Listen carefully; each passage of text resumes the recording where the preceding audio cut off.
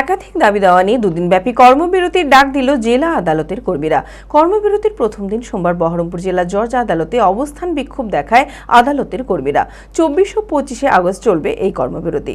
মানসিক স্বাস্থ্যের জন্য সবার আগে যে নামটি মনে ভেসে ওঠে, সুস্থ মনের ঠিকানা মনোবীক্ষণ। যোগাযোগ নাম্বার 7477799513। আজ এবং কাল আগামী 48 ঘন্টার ধর্মঘট সফল করুন। দ্রুত বিচারের স্বার্থে 48 ঘন্টা ধরে ধর্মঘট সফল করুন। জনস্বার্থে ফাইলিং করে সেরেস্তাদার দিতে হবে। জনস্বার্থে সেরেস্তাদার দিতে হবে। শূন্য পদে অবিলম্বে কর্মী নিয়োগ, অতিরিক্ত কাজের চাপ কম সহ একাধিক দাবি দেওয়া নিয়ে জেলা জুড়ে দুদিনব্যাপী কর্মবিরতির ডাক দিল জেলা আদালতের কর্মীরা।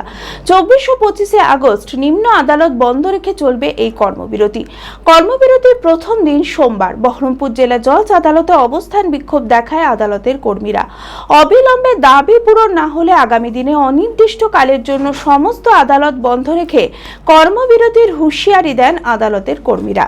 আমাদের ধর্মঘট আমাদের দীর্ঘদিনের অনেক দাবি।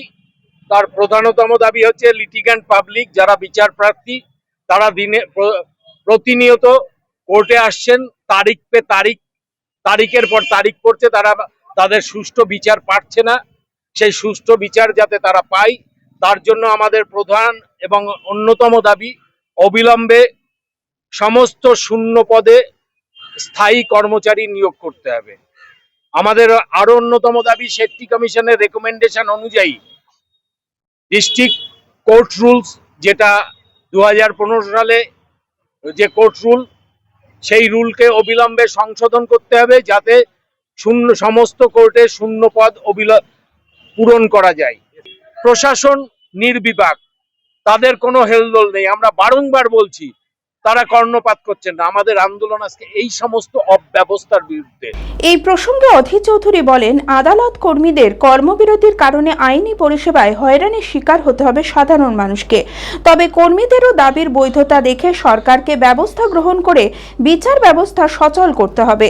এতে কি হয়, সাধারণ মানুষ কিন্তু যারা আইনের আশ্রয় নিতে যেতে হয় কোর্টে, তাদের দুরবস্থার শেষ থাকবে না।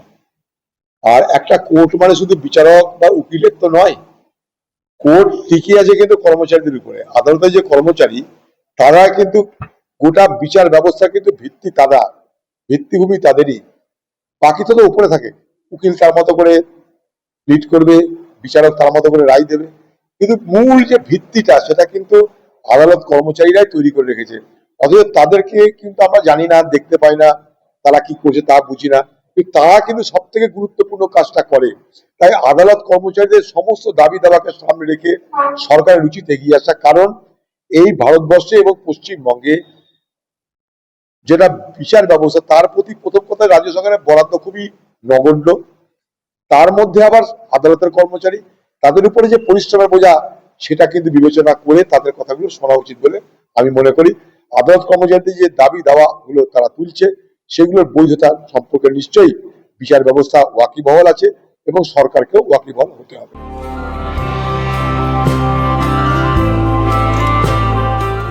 Nightingale diagnostic for better care and diagnostic মুর্শিদাবাদের সবথেকে ভরসাযোগ্য ও বিশ্বাসযোগ্য ও বিশ্বস্ত স্বাস্থ্য পরিষেবা। নাইটিঙ্গেল ডায়াগনস্টিক এখন আরও উন্নত ও সর্বাধুনিক পরিকাঠামো নিয়ে হাজির। সমস্ত রোগের বিশেষজ্ঞ চিকিৎসক, রক্ত পরীক্ষা, মল মূত্র ও বীর্য পরীক্ষা, CT scan, USG, EEG, X-ray, এছাড়াও সমস্ত রকমের পরীক্ষা ও ছবি করা হয়। স্বাস্থ্যসাথী কার্ডের মাধ্যমে অপারেশন করা হয়। নাইটিঙ্গেল ডায়াগনস্টিক বহরমপুর বাস স্ট্যান্ডের নিকট, বাজার, কলকাতার পূর্বের গলি, বহরমপুর, মুর্শিদাবাদ। অ্যাপয়েন্টমেন্টের জন্য যোগাযোগ করুন 9734173232 এই নম্বরে।